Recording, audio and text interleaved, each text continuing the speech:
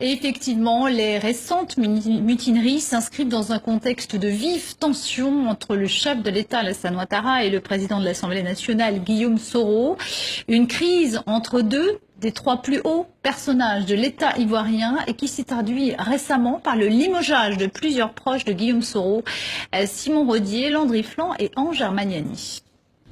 Les unes après les autres, les têtes tombent. Zié Konaté démis ce samedi de ses fonctions du conseil Café Cacao. Isiaka Fofana, désormais ex-directeur de la Loterie nationale.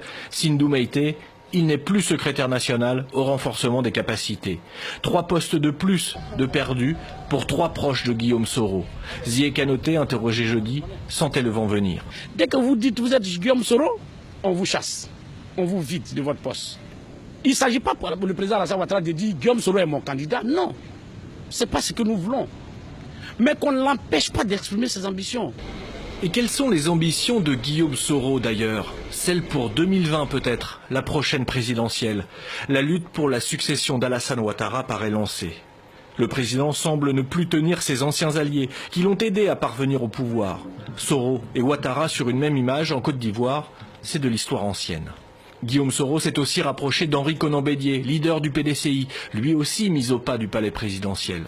Le RHDP, la coalition au pouvoir, n'a plus grand-chose d'un ensemble cohérent. Qui au RHDP a le profil pour 2020? La question n'est pas encore traitée. Mais pourquoi a-t-on pu traiter ces questions préalablement avant 2010 et 2015 et qu'avant 2020, on soit là à tâtonner? C'est qu'il y a forcément un camp qui veut trahir l'autre. Alassane Ouattara aurait-il oublié ses amis pour sa succession? Pour ce député RDR, le président saura garantir la stabilité du pays. Vous savez qu'Alassane Ouattara, je le pense, se souvient encore de la crise qui est survenue au décès du président Félix Houphouët-Boigny. Il est conscient aussi que la Côte d'Ivoire, après lui, doit demeurer une nation forte. L'alliance se disloque.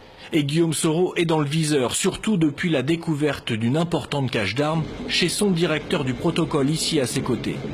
Le président de l'Assemblée est soupçonné d'agiter les mutins, déterminé régulièrement à l'action ces derniers mois. La tension sécuritaire s'ajoute donc à la tension politique, un mélange explosif pour la Côte d'Ivoire.